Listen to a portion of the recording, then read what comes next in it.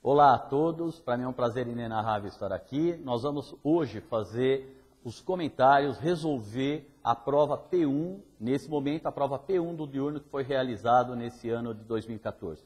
Eu quero lembrá-los que para vocês acompanharem melhor essa resolução, vocês têm a prova disponível no Moodle, vocês devem baixar a prova e vão vendo, lendo o enunciado e nós juntos vamos discutindo aqui as questões, ok? Então vamos lá para a primeira questão, uma questão bastante simples, onde era solicitado que vocês realizassem o DCL de algumas situações, de alguns sistemas mecânicos que eram apresentados lá. Ok? Então vamos lá. Primeira questão dizia o seguinte: para cada um dos sistemas apresentados na coluna da esquerda, faça o DCL dos elementos solicitados para o estudo das condições de equilíbrio. O primeiro item, o item A, dizia o seguinte: é uma prancha homogênea, inclinada de um ângulo φ em relação à horizontal e apoiada no ponto B de um plano inclinado de um ângulo θ com a horizontal também, e presa por meio de uma corda no ponto C. A figura deixa claro essa situação, a figura estava colocada aí. Há atrito no ponto A e não há atrito no ponto B. O garoto que está sobre a prancha é sustentado pela prancha apenas num ponto. Então vamos considerar um único ponto de apoio para a prancha, para o garoto sobre essa prancha. Então a figura está colocada, eu vou simplesmente fazer o desenho da prancha. Então eu tenho a prancha que está inclinada. Então está aqui a prancha. Ela era apoiada aqui no plano horizontal e aqui ela era apoiada num outro plano que formava um ângulo θ com a horizontal. Então, esse plano aqui estava formando um ângulo θ com a horizontal. As forças que agem, então, nessa prancha são as seguintes. Bem no centro da prancha, eu vou ter o baricentro, considerando que essa prancha é homogênea, e eu vou ter o peso da prancha colocado verticalmente aqui. Além disso, nesse ponto de apoio, que na figura está identificado como ponto A e no qual há atrito, eu vou ter uma normal, porque isso aqui é um plano horizontal no qual a prancha está apoiada. Eu vou chamar esse ponto de A.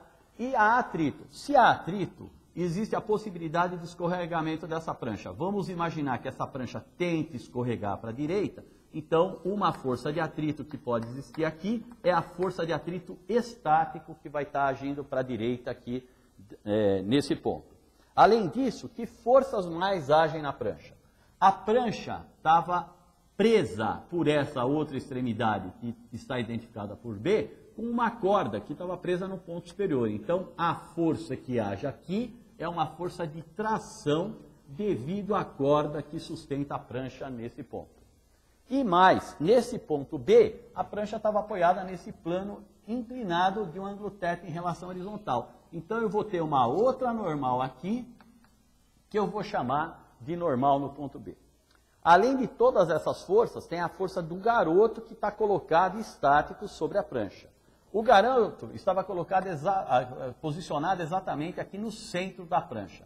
Então, se o garoto estava colocado aqui, os pés deles estavam aqui, por ser a prancha inclinada, eu vou considerar que existe uma força normal aqui.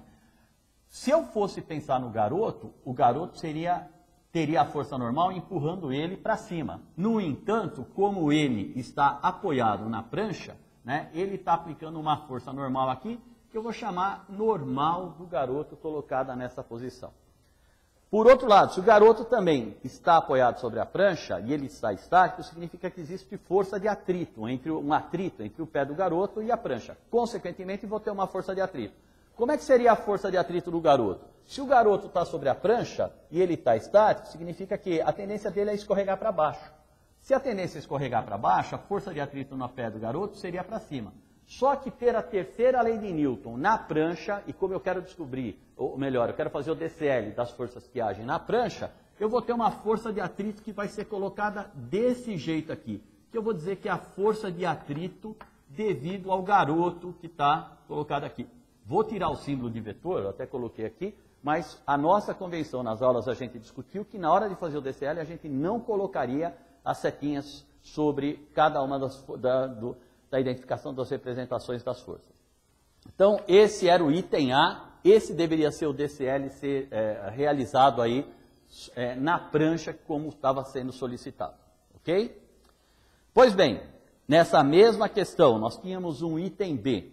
Nesse item B dessa questão, nós tínhamos o seguinte, ou o enunciado dizia o seguinte, que era para fazer o DCL das rodas A e C. Você identifica, olhando a figura, que existem 3 rodas, roda A, B e C.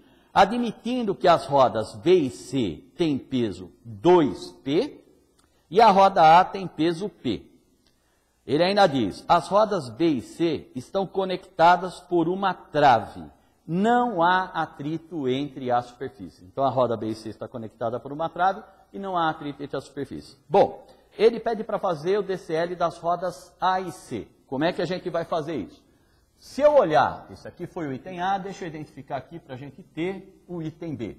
Se eu olhar para a roda A é a roda menor que está colocada sobre as 2 outras rodas que estão abaixo dela. Então, essa aqui é a roda A. Que forças agem nela? Pois bem, a roda A, ela vai ter um peso. Eu vou desenhar esse peso, vou chamar de peso P, porque foi dito aí que as rodas B e C têm peso 2P e a roda A tem peso P. Além disso, a roda A, ela tem 2 pontos de contato desse lado esquerdo com a roda B e desse lado direito com a roda C. Esses 2 pontos de contato vão gerar 2 normais aqui. Então, aqui eu vou ter uma normal devido o contato da roda A com a roda B. Então, eu vou chamar isso aqui de NB. E vou ter uma outra força normal aqui, né, devido ao contato da roda A com a roda C. Eu vou chamar isso aqui de NC. São as 3 forças que estão agindo na roda A. Só tem essas 3 forças agindo na roda A. Por sua vez, a roda C, ela estava colocada aqui, apoiando a roda A. Eu vou fazer o desenho da roda C aqui embaixo para eu poder fazer o desenho da terceira figura do DCL aqui. Então, a roda C que estava colocada sobre a roda A, que forças eu vou ter agindo nela? Bom, a roda C, você pode acompanhar na figura da prova, ela estava apoiada numa superfície horizontal. Então, eu vou ter um peso da roda C vertical para baixo, que eu vou chamar de PC. Esse PC, eu vou até escrever PC aqui, mas na figura foi dito, ou no enunciado da questão, foi dito que o peso dela é 2P. Além disso, essa roda está apoiada no solo, eu vou imaginar que aqui embaixo eu tenho uma força normal aqui, agindo para cima. Eu vou chamar de NC devido ao contato com o solo. Vou chamar de NCS aí. Que forças mais agem na roda C? Pela figura, você identifica que a roda A estava encostada aqui na roda C, nessa parte de cima. Então, esse mesmo NC que age na roda A, pela terceira lei de Newton, eu vou ter um NC que age aqui na roda C. Tá? Então, essa força aqui é o NC que vai agir nessa roda C. E para finalizar o DCL dessa questão, aqui foi mostrado que tinha uma trave segurando essa roda C na roda B do lado de cá. Então, eu vou colocar que aqui eu tenho uma força F devido a essa trave que estava colocado aí na roda C. Ok?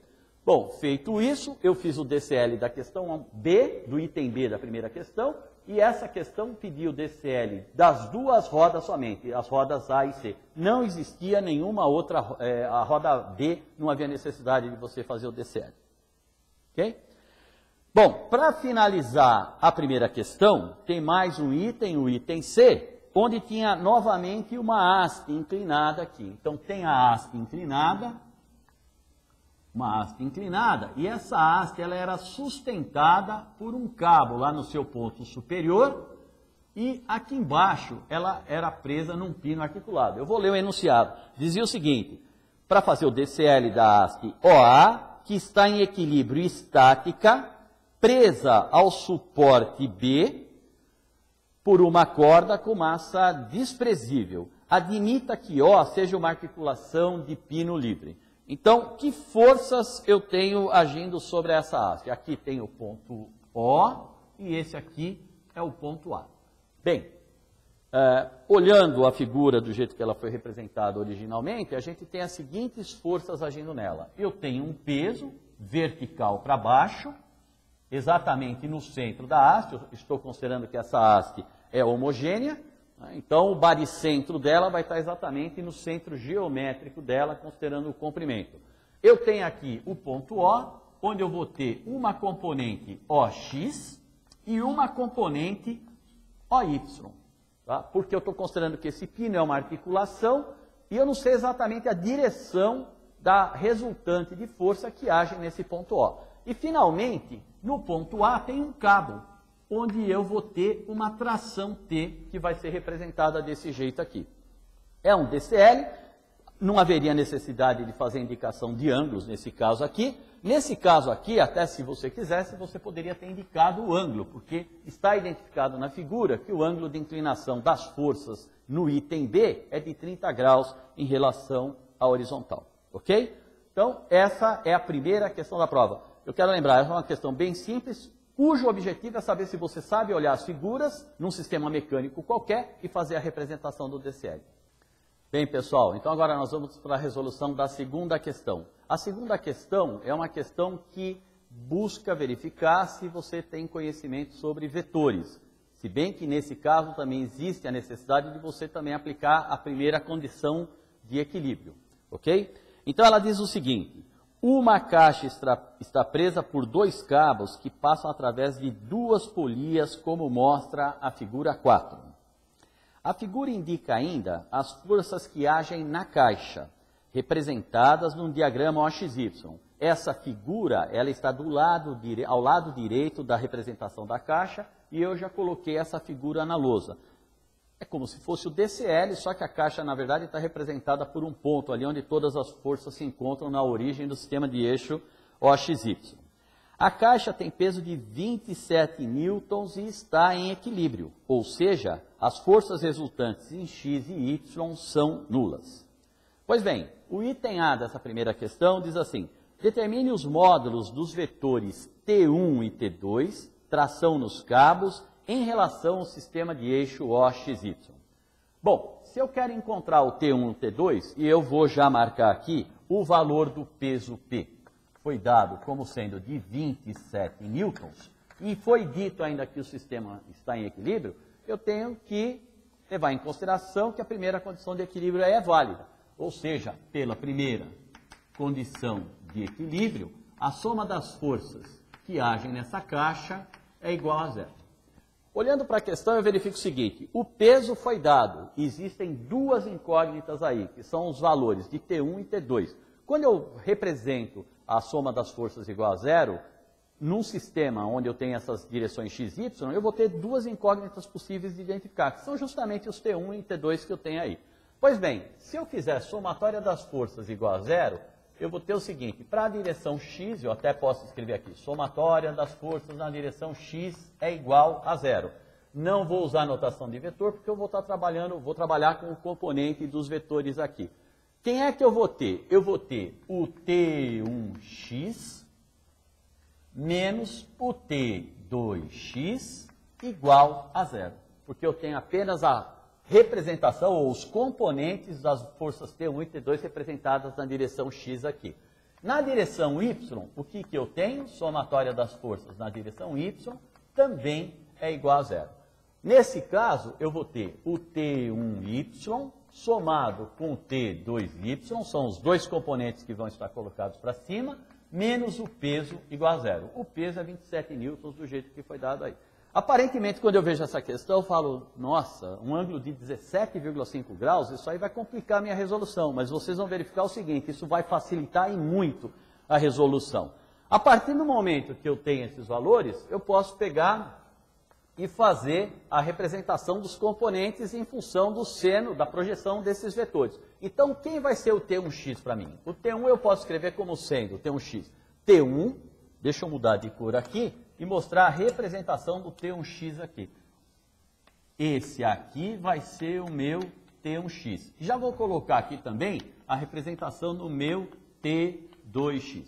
Então, eu tenho o seguinte, que o meu T1x vai ser igual a T1 vezes seno de 17,5 graus, menos o T2x, que no caso vai ser T2 vezes cosseno de 53 graus, do jeito que está aparecendo lá na figura. Por sua vez, na direção y, o que eu tenho? Eu tenho T1y, que vai ser T1 vezes cosseno de 17,5 graus, no caso aqui, mais o componente T2y, que vai ser T2 seno de 53 graus, menos o peso igual a zero. Essas são as forças que estão aí. Bom, a partir daí, o que a gente tem que fazer é buscar os valores dos senos e cossenos na tabela. Você sempre tem na capa da prova os valores dos principais ângulos e de alguns ângulos que são essencialmente usados na prova. Se eu buscar esses valores, eu vou encontrar o seguinte: T1, pegando o seno de 17,5, o seno de 17,5 vai ser 0,30. Isso aparecia explicitamente na capa da prova, dentro da tabela de valores de seno e cosseno. Menos o T2 vezes o cosseno de 53 graus, que é 0,60 igual a zero.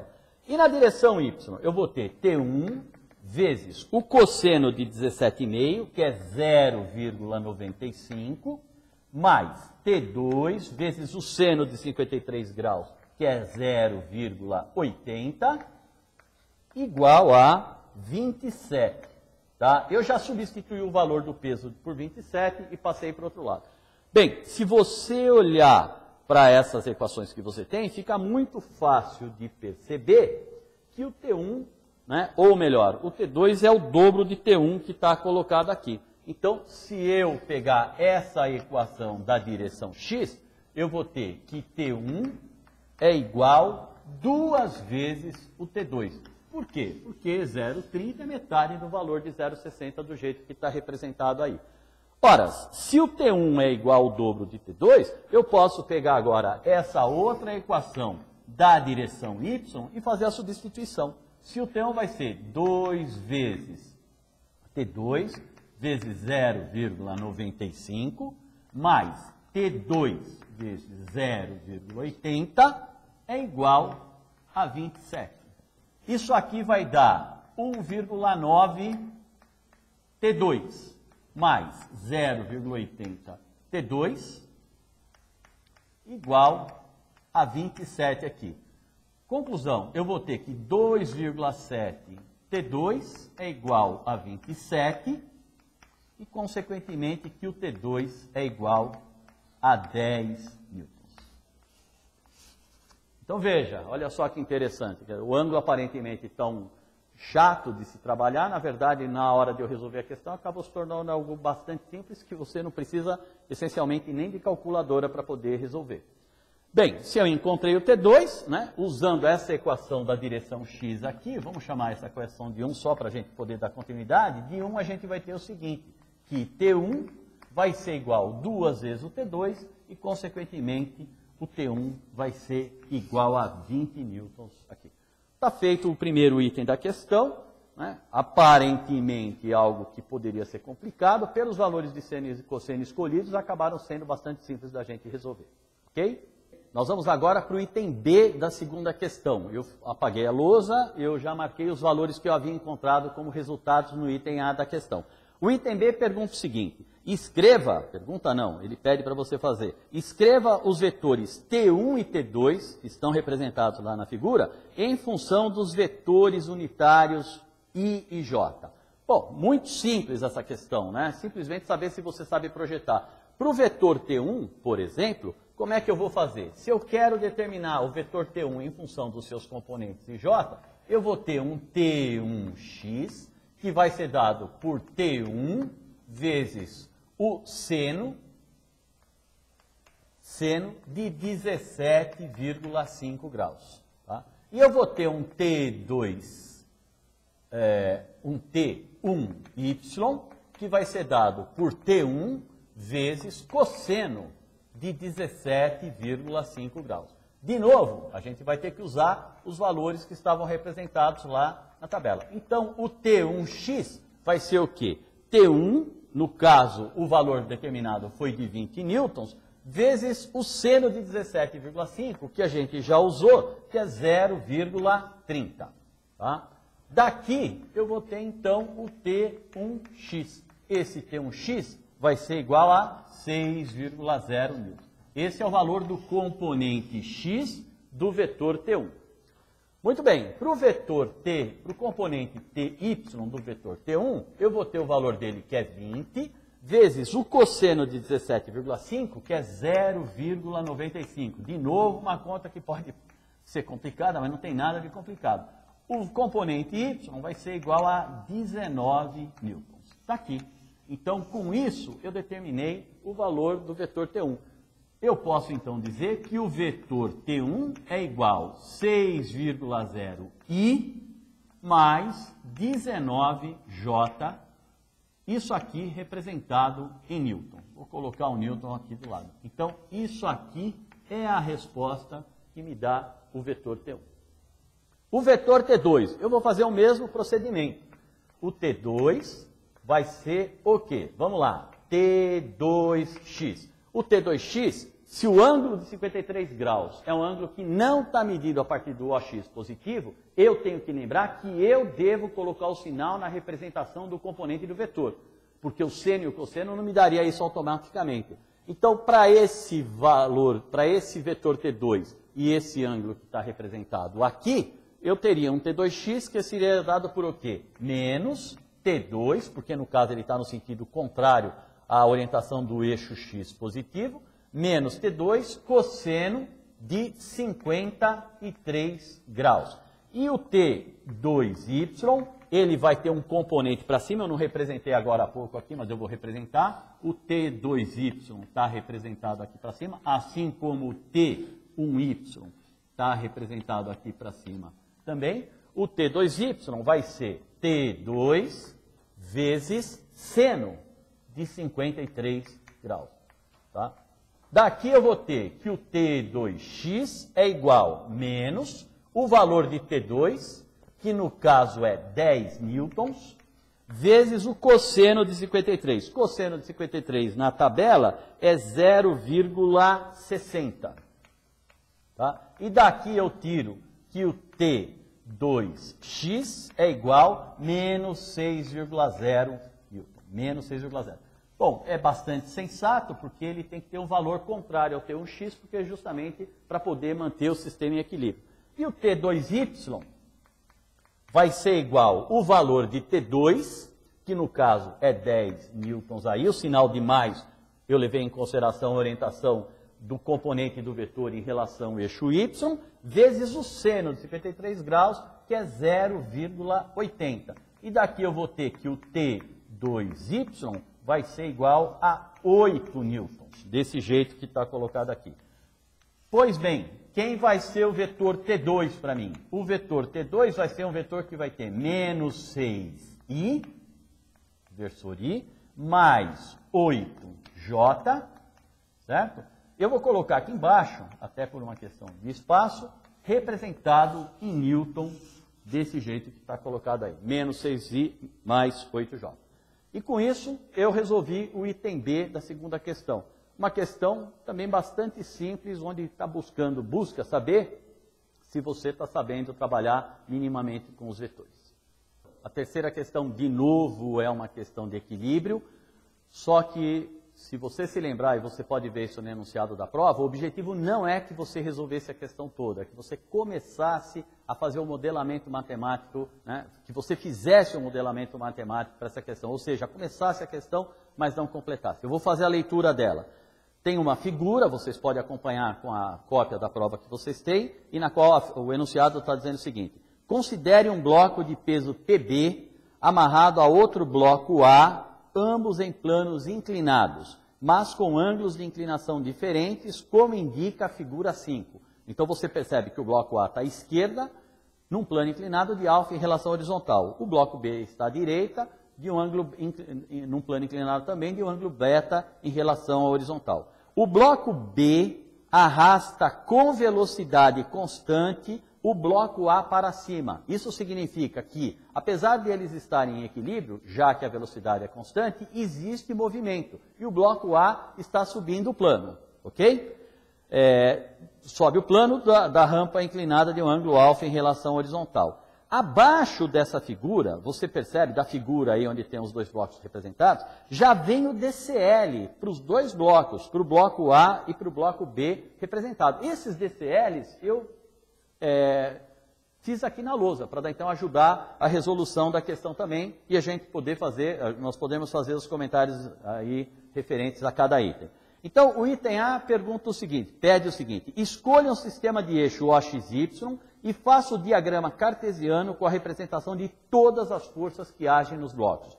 E havia até o espaço aí para que você fizesse esse diagrama cartesiano para o bloco A e para o bloco B. Muito simples, porque do jeito que os DCLs estão representados, o que se procurou fazer foi colocar as forças nos seus devidos lugares. Por exemplo, a força de atrito age na base do bloco, nós colocamos a força de atrito na base do bloco. No entanto, no item A dessa questão, o objetivo é que você representasse todas as forças num diagrama cartesiano que vai te ajudar a fazer a representação das equações para esse sistema, correto? Então vamos lá. O item A da questão pedia para fazer a representação num diagrama cartesiano. Já que eu estou trabalhando com plano inclinado, isso foi falado em aula, o mais sensato é você escolher um sistema de eixo XY que seja inclinado acompanhando o plano. Você pode escolher um outro sistema de eixo OXY? Pode, só que na hora de resolver uma situação de equilíbrio, ou mesmo exercícios que envolvem segundo a lei de Newton, que nós vamos abordar no segundo bimestre, é muito mais conveniente você escolher um sistema de eixo XY paralelo ao plano, né, com um dos eixos paralelo ao plano que você está, no qual você está considerando o movimento.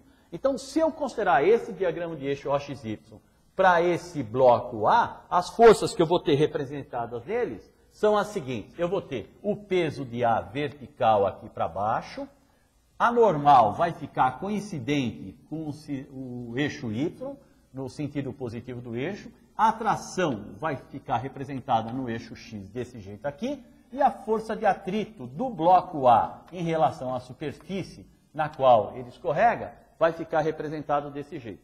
Um detalhe que a gente poderia perceber é o seguinte, o ângulo alfa já estava dado no DCL, então eu tenho o ângulo alfa do bloco A, do peso do bloco A em relação à direção da força normal do bloco A, desse jeito que está colocado. Pois bem, continuando ainda no item A no item A dessa terceira questão. Para o bloco A eu já resolvi. E para o bloco B? Eu vou escolher um sistema de eixo OXY inclinado desse jeito aqui. Também acompanhando a inclinação do plano. Tá? Sistema de eixo OXY representado desse jeito. Quais são as forças que agem no bloco B? Essencialmente as mesmas que agiam no bloco A. Eu tenho o peso do bloco B vertical para baixo colocado desse jeito. A normal do bloco B vai ficar desse jeito que está colocado aqui, né? No sentido positivo do eixo Y. Eu tenho a tração para cá, para esse bloco, e eu tenho um FAT nesse caso aqui, que também vai estar coincidente aqui com a tração. Então, o FAT do bloco B vai ser colocado desse jeito, tá? Então, a única força que está apontando no sentido positivo do eixo X aí vai ser a componente do peso de B. E o peso de B, no caso, ele está formando esse ângulo beta em relação à normal, que estava representado no DCL. Então, o item A é muito simples, porque as forças já estavam posicionadas no DCL e você simplesmente tem que escolher o sistema de eixo OXY e resolver. Alguém poderia perguntar, e se eu escolhi um sistema de eixo OXY diferente? Não tem problema. O detalhe é que na hora de você fazer o item B, você vai ter que fazer um modelamento matemático de acordo com a equação que você, com o sistema de eixo que você escolheu. Ok? Pois bem, o item A está resolvido. Agora nós vamos para o item B dessa mesma questão. O item B pergunta o seguinte: determine para os corpos, considerando o sistema de eixos escolhidos no item A, o sistema de eixo escolhido no item A, as equações nas direções x e y que permitem o estudo do equilíbrio. Eu vou ter que fazer a montagem da equação do equilíbrio, né? No caso, somatória das forças igual a zero, para cada uma das duas situações que eu escolhi aí. Bom, para resolver então o item B, eu vou levar em consideração que eu estou usando a primeira condição de equilíbrio, que diz que a soma das forças que agem no corpo é igual a zero. No caso aqui, eu vou representar por corpo A. Pois bem, se eu considerar o sistema de eixo XY que eu escolhi aqui, eu vou ter o quê? Nas direções x e y. Deixa eu mudar aqui, pegar um pouco mais de espaço, só para poder fazer um comentário final aqui. Eu vou ter o seguinte, na direção x, para esse corpo aqui, eu vou ter que t, que está apontando no sentido positivo do eixo, menos o fat do corpo A, menos a projeção do peso nessa direção do eixo x. Eu vou até usar uma outra cor aqui, espero que na gravação vocês consigam ver. Eu vou ter aqui um PAX, só que esse PAX eu já vou escrever direto como sendo o quê? Menos PA vezes o seno do ângulo alfa que está representado aí. Isso aqui tem que ser igual a zero, ok? Pois bem, na direção y, o que se tem aqui como força? Eu vou ter, no sentido positivo do eixo y, a normal. E no sentido negativo do eixo y, a projeção do PA aqui. Né? Esse vai ser o cateto adjacente desse triângulo, onde eu tenho o ângulo alfa representado. Então, isso aqui vai ser o PA na direção y. Isso aqui vai ser negativo, porque está no sentido contrário, menos PA vezes cosseno do ângulo alfa igual a zero. São as forças que eu tenho representadas aí para esse sistema de eixo. Tem professor e tem colega que coloca a somatória das forças na direção x igual a zero. Perfeito. O que está representado aqui, é a somatória das forças na direção x igual a zero. Isso já é suficiente para você representar a questão. No caso, o fat, se a gente fosse considerar um movimento, seria μ cinético vezes a normal, mas nem foi falado em μ cinético, a resposta desse jeito já vai ser considerada como correta. Ok? Pois bem, no caso do item D para esse corpo B que está colocado aqui, de novo, eu vou ter que a soma das forças é igual a zero, então a primeira condição de equilíbrio vale para esse caso, somatória das forças no corpo B é igual a zero. Os professores sempre têm chamado a atenção na aula de colocar, quando escrever somatória das forças, lembrar que é uma somatória vetorial, só que na hora de fazer a representação no plano cartesiano, nas componentes aqui xy, nas direções xy, a gente não coloca a setinha em cima do vetor. O que se tem aqui nesse caso? Na direção x, eu vou ter a projeção do PB na direção x, que vai estar aqui, ó, PBx, no mesmo sentido do eixo que eu considerei para o meu sistema. Então, eu vou ter um PBx, que eu vou escrever como sendo PB, nesse caso, seno de beta, PB seno de beta. E no sentido contrário do eixo x, eu vou ter menos a tração, menos o fat de B, igual a zero. Tá? Essa é a equação que eu vou ter na direção x. Tá certo? Tá certo que está colocado aí. Tá? E na direção y, o que é que eu vou ter? Eu vou ter que a normal de B, que está apontada no sentido positivo do eixo aí, né? Menos a projeção do PB nesse eixo horizontal aqui, né? Que vai ser o PBY, menos PBY, que vai ser PB vezes cosseno de beta é igual a zero. Tá certo? Então, veja, desse jeito eu fiz a modelagem matemática desse sistema aí, que eu escolhi, para esse esquema de eixo OXY que eu escolhi para cada um dos dois corpos que estão representados aqui. Ok? Com isso, a gente resolveu o item A e B também da primeira questão. De novo, a gente percebe que são sistemas bastante simples, onde o que se buscava medir era o conhecimento sobre fazer a representação a partir do DCL das forças que agem no sistema quando eu faço o modelamento matemático, o equacionamento matemático. Bem, pessoal, nós vamos agora para a quarta questão da prova. Essa questão é uma questão completa. Ela vai dar uma situação mecânica para você e ela vai exigir que você faça o DCL dos sistemas que estão apresentados, faça a escolha de um sistema de eixo OXY para cada corpo para fazer a representação das forças, modele matematicamente, monte as equações do problema e resolva as equações para uma determinada solicitação que ele faz aí no item B, ok? Então, vocês têm a figura, são 3 corpos sobrepostos. No fundo, esse exercício é um exercício de um conteúdo parecido com o conteúdo que foi trabalhado em sala de aula.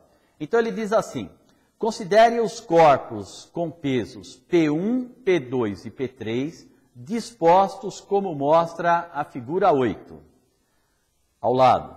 Admita que o coeficiente de atrito é o mesmo em todas as superfícies. O corpo 2 está na iminência de movimento, ou seja, esse corpo 2 que está colocado entre os corpos 1 e 2, ele está sendo puxado por uma força F, que você pode identificar na figura, e ele está quase escorregando lá para baixo. Enquanto que o corpo 3 permanece parado em relação ao plano. Tá? Então essa é a situação que está montada. Aí ele fala o seguinte, no item A, faça o DCL dos corpos, e ele coloca espaço para você fazer do corpo 1, do corpo 2 e do corpo 3, do jeito que está colocado aí. Bom, fazer o DCL dessa situação já não é tão trivial. Eu fiz as figuras aqui já na lousa e eu vou fazer o DCL de cada uma delas e a gente vai discutindo.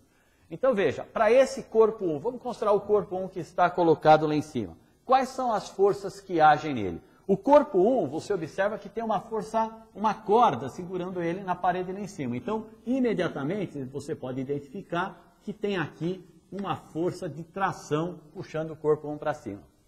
Além disso, considerando que os corpos são homogêneos, eu vou ter o peso do corpo 1 apontando aqui para baixo.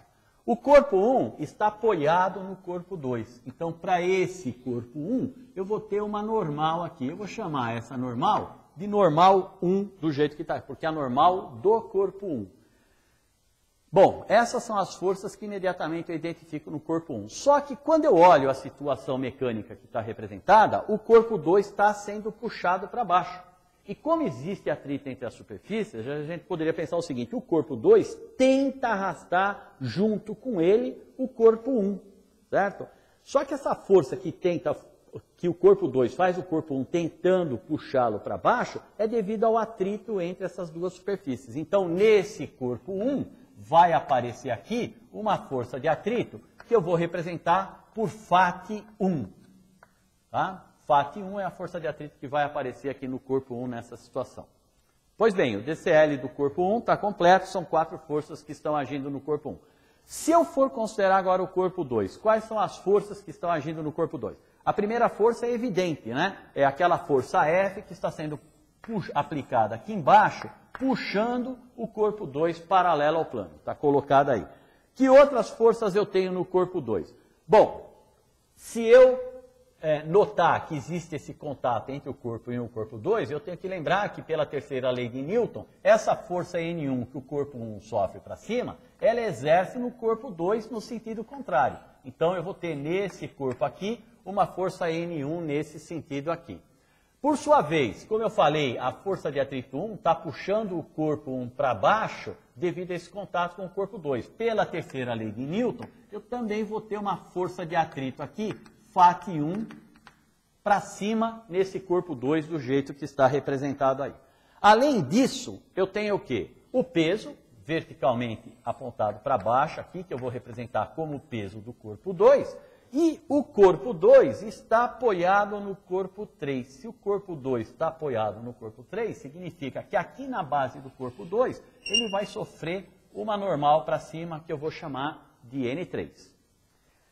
Além disso tudo, da mesma forma que quando o corpo 2 é puxado aqui para baixo, ele tenta arrastar o corpo 1 junto para baixo, e aqui é uma força de atrito, tá certo? O que vai acontecer é que no contato com o corpo 3, né, eu também vou ter uma força de atrito aqui. O corpo 3 está parado, ele tenta segurar o corpo 2, então o corpo 2 vai sofrer uma força de atrito aqui, que eu vou chamar de FAT. Eu vou ser coerente com a minha nomenclatura aqui, FAT2 para cima.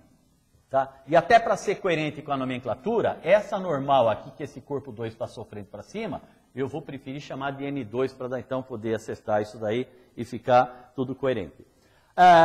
Então eu tenho essas forças de atrito aí, todas as forças estão colocadas. Então tem as duas forças de atrito que o corpo 2 sofre devido à tentativa de movimento dele para baixo no plano, no contato que ele tem com o corpo 1 e com o corpo 2, certo? As duas normais que estão colocadas aqui, devido ao contato que ele tem com os corpos 1 e 2, o peso dele e a força F que está colocada aqui também. Além disso, eu tenho o corpo 3. Né? Para o corpo 3, quais são as forças que estão agindo? Bom, o peso vertical para baixo, isso aqui a gente sempre tem que colocar, vou colocar o P3. O corpo 3 está em contato com o corpo 2, e para eu ser coerente com a nomenclatura, eu vou ter uma normal N2 apontada desse jeito. Aqui, por sua vez, eu vou ter a normal N3 do contato do corpo 3 com o solo. Formando um par de ação e reação com o corpo 2, eu vou ter um FAT2 que vai ser colocado aqui, FAT2, devido ao contato do corpo 2 com o corpo 3 nessa posição. E o corpo 2, quando é puxado, ele tenta arrastar o corpo 3, que por sua vez, pelo contato com o solo, vai sofrer uma força de atrito para cima. Vai ter um FAT3 representado aqui nessa situação. Com isso, eu representei todas as forças. E você perceber aí, tem bastante forças representadas nessa situação aí, tá? E exige um certo cuidado para a gente poder identificar cada uma delas. E essa história do par, ação e reação também é importante, porque você precisa perceber que os corpos exercem forças um no outro. Ok? O item B dessa quarta questão diz o seguinte: determine a força F aplicada em função de P1, P2 e θ, né? Lembre que o corpo 2 está na iminência de descer a rampa. E o corpo 3 está parado, mas não em iminência de descer a rampa. Então eu quero saber qual é a força F em função dos parâmetros que estão colocados. Nesse caso dessa questão, você não pode esquecer que tem um atrito, que estava colocado lá em cima. O FAT, de certa forma, vai ter que ser representado aí também, o FAT como sendo representado por μ vezes a normal. Ok? Pois bem, se eu quero determinar a força F, nessa situação que eu tenho diversos corpos colocados aí dentro, você tem que fazer uma opção. Ou você começaria equacionando o corpo 1, depois o corpo 2, o corpo 3, e você teria um conjunto de equações, você teria 6 equações, né, no total, 2 para cada um dos corpos. Ou você pode partir direto para o corpo 2. A minha opção vai ser essa, eu vou partir direto para fazer o modelamento matemático do corpo 2, porque é nele que está colocada a força F, e aí eu vou ver o que é que eu preciso mais para tentar, a partir daí, do que houver necessidade de encontrar, eu fazer o modelamento matemático dos outros corpos, ok? Bom, já que o DCL do corpo 2 está representado aí, eu vou resolver o item B simplesmente fazendo o equacionamento dele. Qual vai ser a minha opção para resolver esse item B? Então eu vou começar a resolver o item B aqui. A minha opção para resolver o item B, eu vou fazer aqui ao lado da figura, eu vou escolher um sistema de eixo XY, desse jeito que está colocado aqui. Então está aqui o meu eixo X, o meu eixo Y. Se você reparar, por essa escolha, a única força que não vai aparecer sobre um dos eixos que está colocados aí é a força-peso. Já que a única força é a força-peso, deixa eu fazer o seguinte, ó. Eu vou usar essa figura aqui para representar a força-peso e identificar quem são os componentes dela para esse corpo 2 que está representado aqui. Eu vou ter uma componente P2Y, que está aqui, negativa, contrária ao eixo Y que eu estou considerando, e eu vou ter uma componente P2X nessa direção contrária ao eixo X também.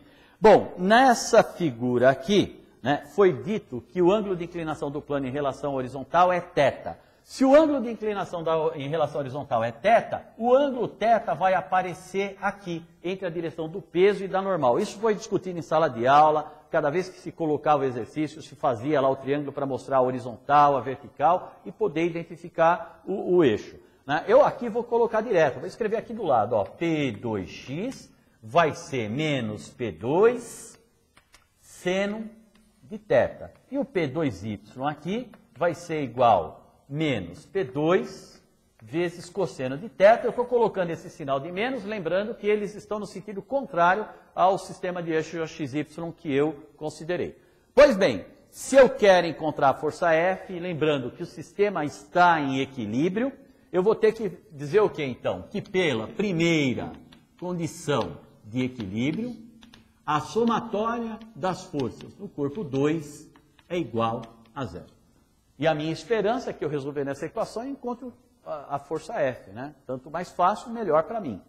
Pois bem, vamos lá. Na hora de eu montar isso aqui, eu vou ter na direção x, né, somatória das forças na direção x igual a 0, e na direção y, somatória das forças na direção y igual a 0 também. O que é que eu vou ter como equação na direção x? Na direção x eu vou ter FAT1 mais FAT2, FAT1 mais FAT2, menos o F, que vai estar apontando aqui no sentido negativo do eixo x, menos a projeção do P2, que eu já escrevi ali, menos o P2x, que vai ser P2 seno de θ.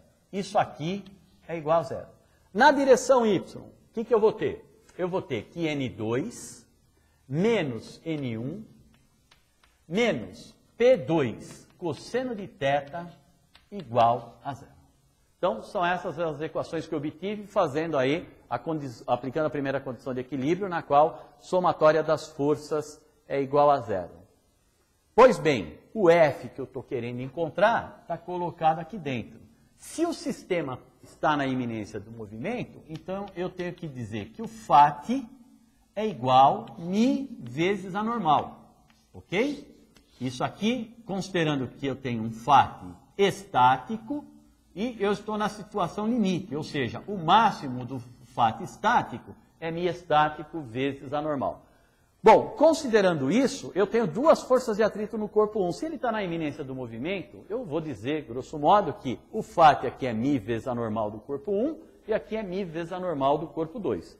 Fazendo essa substituição, eu vou ter o seguinte, eu vou ter que o F, que é quem eu quero encontrar, é igual o FAT1, que é μ vezes a normal do corpo 1, mais μ vezes a normal do corpo 2, menos P2 vezes seno de θ.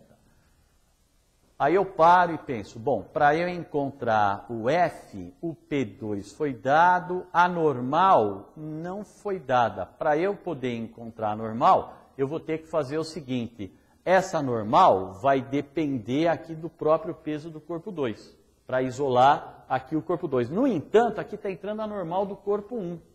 Para isso, significa que eu deveria ter feito o modelamento do corpo 1 separado para poder trabalhar com ele, tá certo? Eu não vou ter espaço de fazer tudo isso aqui, eu vou fazer a opção de apagar o DCL para daí então a gente poder representar. Então, por enquanto, eu parei aqui e vou fazer a representação do corpo 1. Eu vou fazer o seguinte, vou usar esse espaço da lousa para fazer a somatória das forças do corpo 1. Então, se eu fizer, no caso, aqui, deixa eu até indicar, corpo 2. Aqui, corpo 1. Eu repito, eu vou ter que fazer o modelamento do corpo 1, porque eu preciso determinar a normal do corpo 1 para poder fazer a substituição aqui. Muito bem, se eu olhar para o corpo 1, né, eu também tenho que ele está em equilíbrio, então a primeira condição de equilíbrio vale para o corpo 1, então a somatória das forças do corpo 1 também é igual a 0. Se eu aplicar essa condição de equilíbrio para o corpo 1, eu vou ter somatória das forças na direção x é igual a 0, somatória das forças na direção y é igual a 0 também. Para eu poder fazer esse modelamento, eu vou escolher de novo um sistema de eixo OXY para o corpo 1, desse jeito aqui. De novo, a única força que vai estar fora do meu sistema de eixo OXY vai ser o peso do jeito que está representado, tá?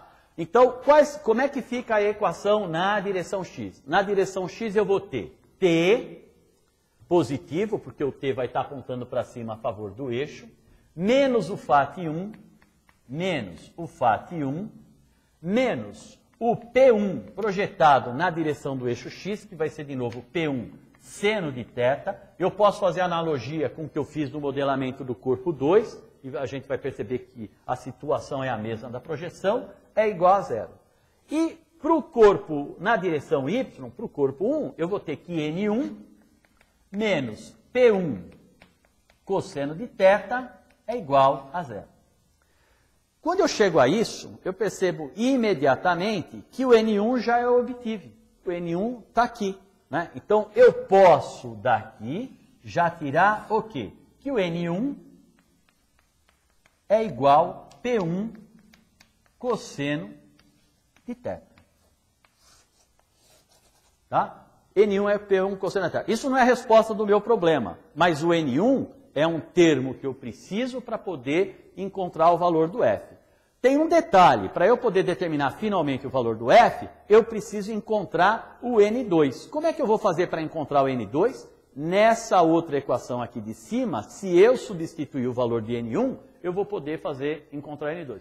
Eu vou fazer o seguinte, eu vou apagar o DCL para poder ter espaço suficiente aqui, o DCL já nos foi útil, né? Já está resolvido, para então eu poder dar continuidade ao exercício aqui.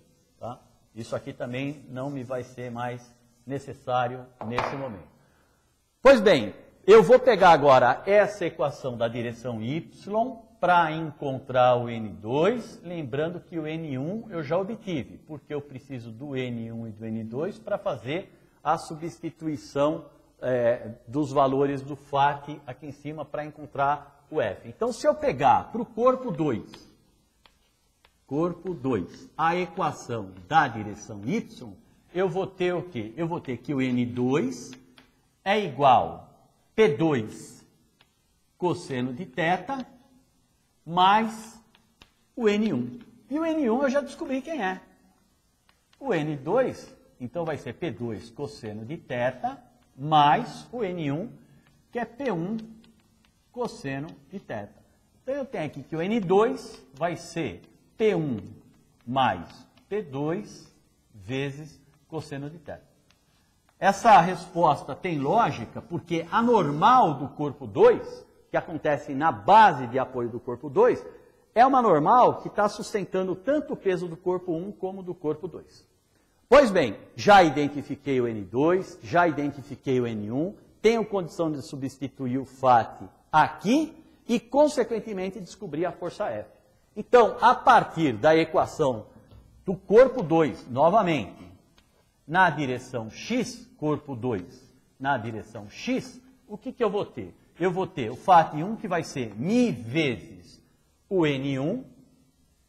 Eu vou pedir licença aqui, vou fazer aqui embaixo, porque senão essa equação vai ser um pouco mais longa. Então, voltando aqui, o FAT1 vai ser μ vezes o N1, vou escrever aqui, mais o FAT2, que é μ vezes o N2. Aliás, me permitam, eu vou usar essa equação aqui. Né?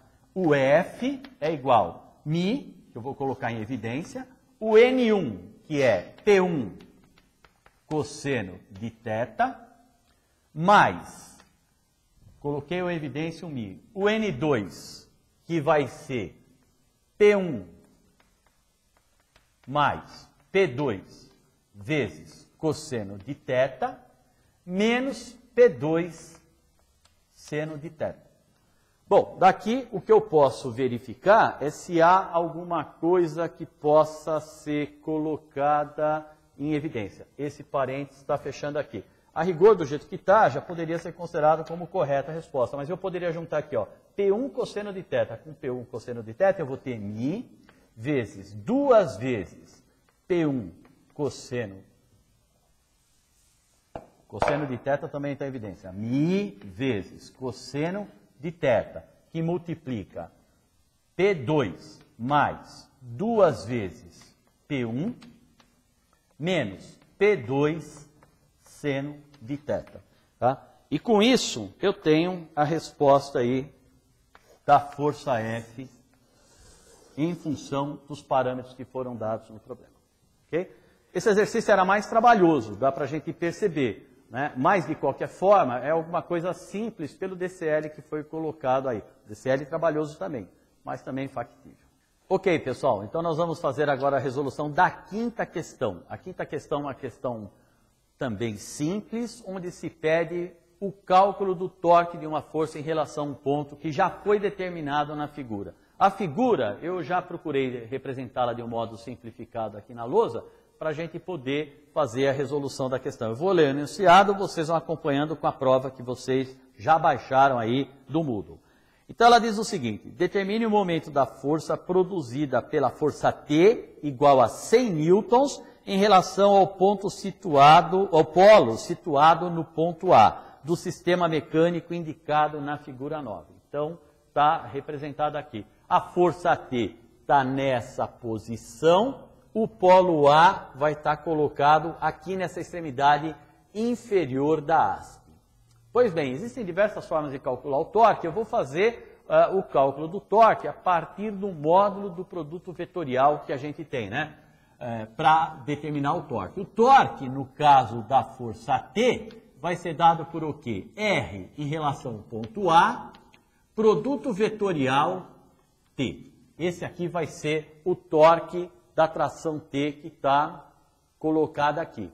Pois bem, para eu calcular o módulo desse torque, eu vou fazer da força T, eu vou ter T vezes RA vezes o seno do ângulo entre esses dois vetores, RT, que estão representados aí. Vamos lá, o valor da força T foi dado no enunciado do exercício. O valor da força T é de 100 newtons. O valor do RA, se a gente reparar, o valor do RA é essa distância aqui, o comprimento da haste. Esse comprimento da haste não foi dado, tá? Como é que eu vou fazer para determinar o comprimento da haste? Se eu olhar na figura, eu vejo que foi dada a projeção horizontal de 1,7 metros e a projeção vertical dessa haste, entre os pontos A e B, que é de 1 metro. Então, se eu aplicar o teorema de Pitágoras, eu posso ter o RA. O RA vai ser raiz quadrada de 1,7 ao quadrado mais 1,0 ao quadrado. Tá? Se você fizer essa conta, 1 ao quadrado dá 1, 1,7 ao quadrado você vai encontrar 2,89, é uma conta simples de fazer. A soma disso vai dar raiz quadrada, RA, raiz quadrada de 3,89. Nós não queremos que você faça isso de cabeça. Se você olhar na capa da prova, você vai ver que existem diversos valores que são tabelados, inclusive valores de algumas raízes quadradas, que você já deveria desconfiar que algumas delas poderiam ser usadas na resolução do problema. É o caso dessa daí. Quando você fizer olhar lá na tabela, você vai encontrar que raiz quadrada de 3,89 é igual a 1,97 metros, que é o valor que a gente tem aqui. 1,97 metros, a gente poderia fazer uma aproximação para o número de algarismos significativos coerente aqui. No entanto, como esse é um resultado intermediário, que eu vou ainda operar ele com outros números, eu vou deixar ele representado desse jeito. Tá? Agora sim, eu posso pegar lá e tentar fazer o cálculo do torque. O torque de T vai ser igual a 100 newtons vezes 1,97, que é o RA que está dado, vezes o seno do ângulo entre esses dois vetores. E novamente você percebe que o A está nessa posição, é esse vetor que tem essa direção, o T está nessa posição, mas o ângulo não foi identificado.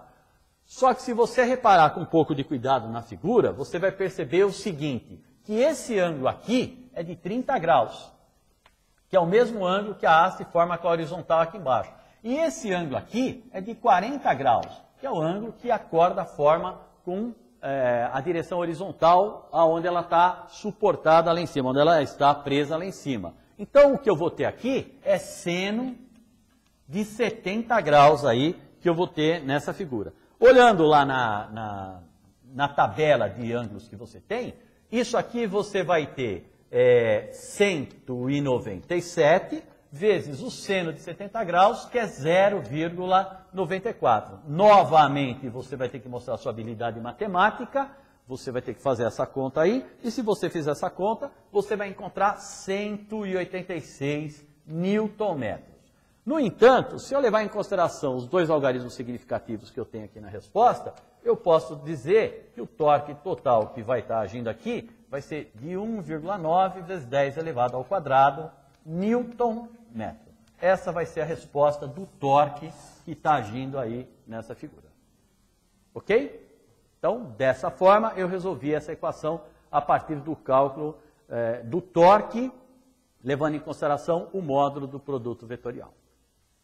Bem, pessoal, eu vou fazer novamente a resolução da quinta questão, só que agora eu vou fazer usando as projeções do vetor T na direção vertical e horizontal. O resultado vai ser o mesmo. O detalhe é que a gente vai...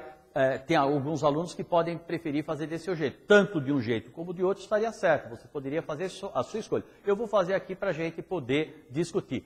Tem mais um detalhe que também faltou falar na resolução, na primeira resolução que eu fiz, que a gente tem que considerar. Quando a gente está trabalhando com torque, como o torque aqui é positivo, eu trabalhei direto ele como sendo positivo. No entanto, na hora de fazer a opção para o sentido de rotação, o que nós convencionamos no nosso curso é considerar que se a força está tentando girar o sistema no sentido anti-horário, o torque é positivo. Como se a gente estivesse usando usando a regra da mão direita. No caso, essa força T em relação a esse polo tenta girar a haste para cá, o vetor torque está saindo da lousa, então o vetor torque é positivo. Está claro isso daí? Pois bem, eu vou fazer agora então a resolução dessa questão, levando em consideração as projeções do vetor T aí, tá? Se eu levar em consideração a projeção do vetor T, eu vou fazer uma escolha que é o seguinte, eu vou ter uma componente aqui T vertical e uma componente aqui que vai ser o T horizontal. Talvez para visualizar um pouco melhor, eu vou fazer a representação somente da haste aqui, com a representação dessas duas forças aí para a gente poder discutir. Então eu vou ter o T vertical representado aqui e eu vou ter o T horizontal representado aqui. Lembrando que o polo, em relação ao qual eu vou fazer o cálculo do torque, é o ponto A que vai estar colocado aqui.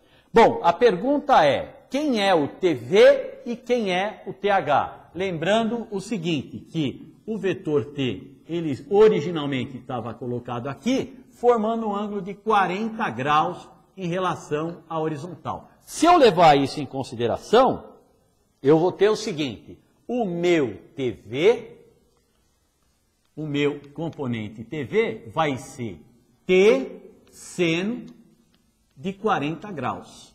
Vou fazer o cálculo já dele aqui. O meu TV vai ser 100 vezes o seno de 40 graus. Você recorre à tabela e verifica lá qual é o valor de seno de 40 graus. O seno de 40 graus é 0,64. Tá? Então eu vou ter que o meu TV é igual a 64 newtons. Está colocado aqui. Por sua vez, quem é o TH? O TH é esse componente horizontal aqui. Esse TH vai ser dado por T cosseno de 40 graus. Quando eu fizer o cálculo, eu vou ter que pegar o valor do T, que é 100, o cosseno de 40 graus, que eu vou buscar lá na tabela, que no caso aqui é 0,77, vou lá na tabela e procuro, então eu vou ter que o TH vale 77 newtons. Pois bem, determinei o valor do TH e o valor do TV. Agora eu tenho que encontrar o torque desses dois componentes de força em relação ao ponto A. Se eu for calcular o torque em relação ao ponto A desses dois componentes, o torque do TV vai ser o valor do TV vezes o braço da força TV, que é essa distância que está colocada aqui, né? Que no caso é 1,7 metros. Tá? Eu vou fazer aqui embaixo, acho que é suficiente espaço para a gente fazer. Então o torque total de T vai ser o torque do componente TV somado com o torque do componente TH. Lembrando que em relação ao ponto A, tanto o TV como o TH tentam promover a rotação da haste aqui, né? São torques que, seguindo a regra da mão direita, vão representar vetores saindo da lousa, no caso, valores positivos. Então eu vou ter que o torque total de T vai ser o torque da componente vertical do T, que vai ser o TV, vezes o braço da força TV, que eu já havia visto ali, que vale 1,7 metros, que é essa distância que está colocada aqui, mais o TH, vezes o braço da força TH. Para eu determinar o braço da força TH, eu identifico a linha de ação da força TH e vejo que essa distância vertical é o braço da força TH. O braço da força TH é essa altura aqui, que no caso é 1 metro, né? Então, o braço da força TH vale 1 metro. Portanto, o torque total vai ser o valor do TV, que é 64, vezes o braço da força TV, que eu já havia visto que é 1,7 metros, mais o TH, cujo valor é 77, vezes o braço da força TH, que é 1 metro. Você pode fazer essa conta aí diretamente também, e você vai encontrar o mesmo resultado que você obteve aqui. Tá? Por aproximação, isso aqui vai dar 1,86 e o torque total vai dar 1,9 vezes 10 elevado ao quadrado Newton-metro. Tá? Esse é o resultado feito usando a projeção dos dois vetores aí, vertical e horizontal. O resultado é o mesmo. De um jeito ou de outro, você acertou a questão. Bom, pessoal, nós vamos resolver agora a sexta questão. É uma questão que envolve torque de força num modelo simplificado de avião. Eu já fiz o desenho aqui com as principais distâncias entre as forças e as forças que estão colocadas, como aparecia o desenho na prova. Então, a figura 10 apresenta um modelo simplificado para estudar o equilíbrio de um avião. A força horizontal frontal de 20 kN é aplicada da esquerda para a direita a uma distância de 0,50 metros acima da horizontal que passa pelo centro de gravidade. Repare o seguinte, o que está colocado no enunciado também está representado na figura. Então, se pudesse haver dúvida na figura, você lendo o enunciado, isso daí a dúvida poderia ser dirimida. Tá? E a força de 20 kN na traseira é aplicada da direita para a esquerda a uma distância de 0,25 metros acima da horizontal, que passa pelo centro de gravidade. Ou seja, as duas forças horizontais estão representadas acima da linha horizontal que passa pelo centro da gravidade e as distâncias estão colocadas aí. Ele pergunta o seguinte, pede, calcule os módulos das forças F e A, as duas forças que estão apresentadas aqui. Eu desenho em cor de laranja, espero que vocês consigam ver. A força A é vertical para cima, a força F é considerada como sendo vertical apontando para baixo. E tem uma sugestão. Considere o centro de gravidade indicado no ponto G como polo para o cálculo dos momentos de forças que são solicitados aí. Bem, como é que a gente vai resolver essa questão? É um problema novamente de equilíbrio, só que diferentemente de outros que apareceram até agora, ele envolve um corpo extenso que tem forças aplicadas em pontos diferentes e, consequentemente, torques que estão sendo aplicados, realizados por essas forças. Tá?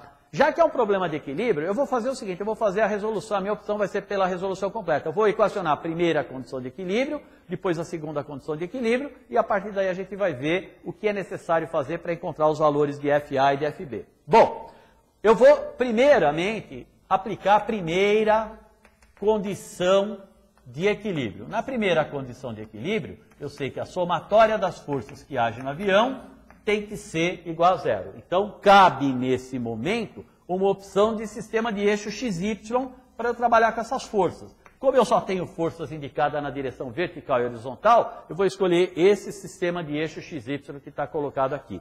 Dessa forma, as minhas equações vão ficar da seguinte forma. Na direção X, eu vou batizar essas forças aqui até para equacionar. Essa aqui eu vou chamar de F1, essa aqui eu vou chamar de F2. F é a força que eu quero determinar, A é a força que eu quero determinar, e essa força de 50 kN, eu vou dizer que é o peso do avião que está colocado aqui.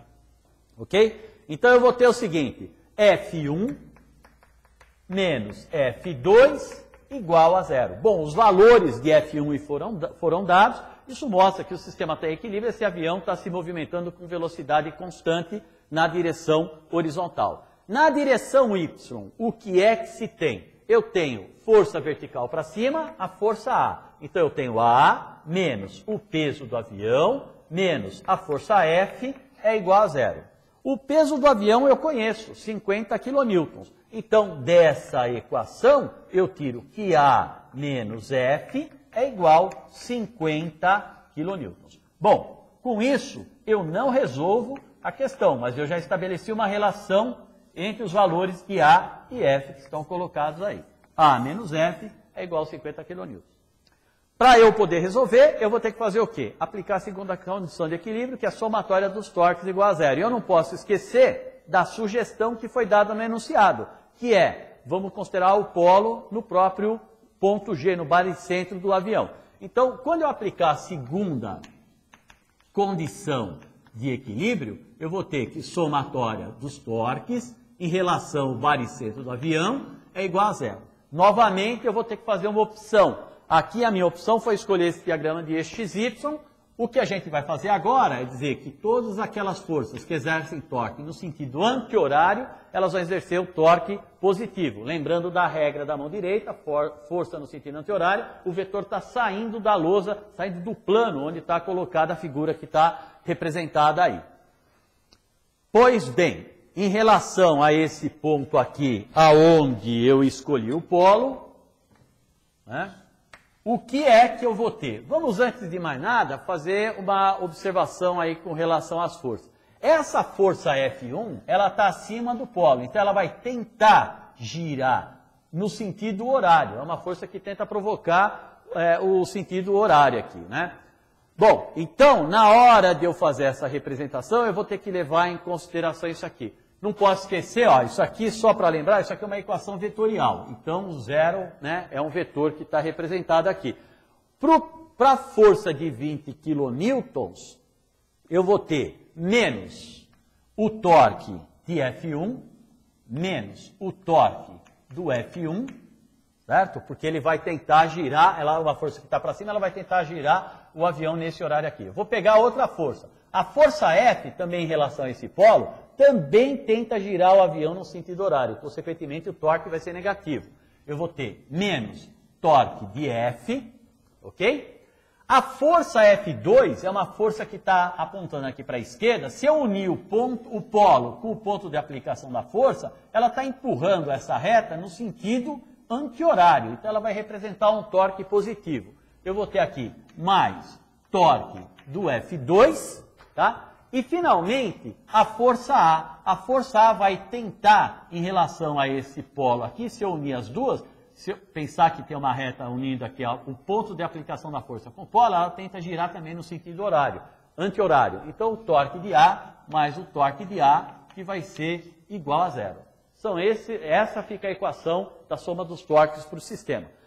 Nesse caso, para eu calcular o torque individual de cada força, é mais conveniente eu pensar no braço da força, porque são distâncias, né, são cotas que estão dadas aí na figura e fica fácil da gente trabalhar. Por exemplo, no caso da força F1, qual vai ser o momento da força F1? O torque da força F1 vai ser menos o valor da força F1, que é 20 kN, vezes a distância, o braço da força em relação ao polo aqui que eu estou considerando, o baricentro, que vai ser 0,50.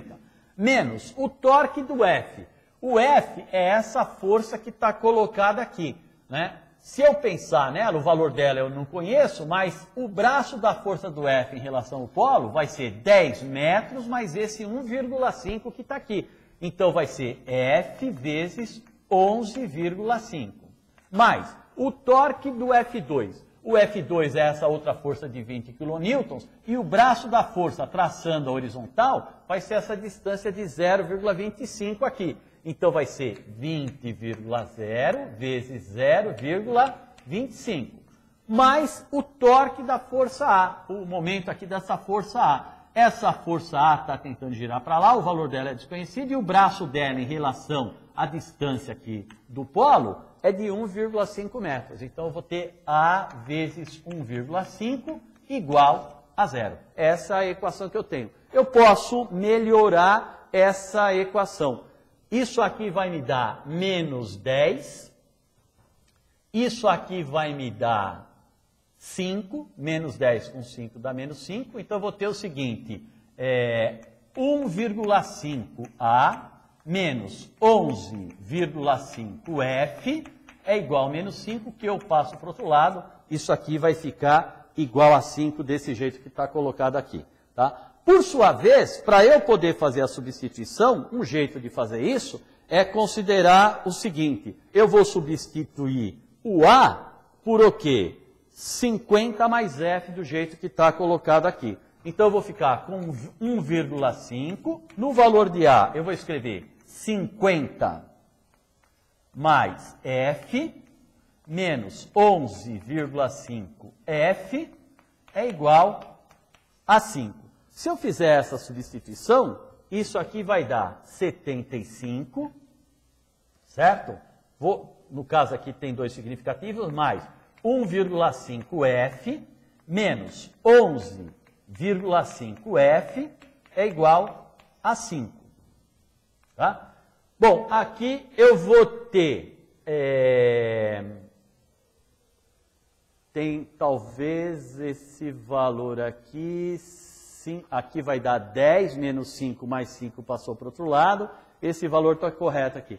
Então, isso aqui vai dar menos 11,5F, tá certo, eu estava imaginando que o sinal estaria trocado. Isso aqui vai ser igual a menos, 11,5 com 1,5 aqui, isso aqui vai dar 10, tá? Então, esse valor aqui vai dar menos 10F é igual a 70 negativo, porque ele passou para o outro lado lá. Tá? Então, vai ficar menos 70 e, portanto, o F vai ser igual a 7,0 kN. Esse é o valor da força F que está obtendo aqui. Tá certo? Bom, feito isso, o valor da força F, para eu determinar o valor da força A, é bastante simples. Me permitam, mas eu vou usar esse espaço aqui da lousa para então fazer a resolução. Quem vai ser o valor do A partir dessa equação, e levando em consideração que eu já determinei o F? Vai ser 50, certo? 50 kN, mais o 7 que está representado lá. Tá? O F é 7, o A vai ser 50 mais 7. Então, o A vai ser igual a 57 kN. Eu estou representando aqui o número de algarismo significativo como sendo 2. Aqui, a rigor, eu deveria pensar que o que conta aqui é o número de casas decimais, certo? Se eu fosse pensar em casas decimais, seria 57,0. Mas se você colocou aqui 57 kN, isso vai ser considerado como correto também na sua resolução. Dessa forma, eu encontrei os valores das duas forças que estão agindo no avião na direção vertical, o A e o F, porque na direção horizontal as duas forças são iguais, ok? Com isso, a gente encerra a resolução dessa prova P1 do diurno. Eu quero lembrá-los algo que foi falado em sala de aula. A prova de Física 1 não é uma prova difícil, ela é uma prova extensa, né, que exige que o aluno vá mostrando gradativamente os conhecimentos dos conceitos que foram abordados em sala de aula, tá? E dessa forma a gente consegue ver bons resultados, porque os alunos conseguem fazer uma boa resolução, fazer uma boa resolução da prova e mostrar esse conhecimento. Eu espero que vocês tenham tirado boas notas, boa sorte a todos e vamos em frente. Logo mais teremos a nossa P2. Muito obrigado pela atenção.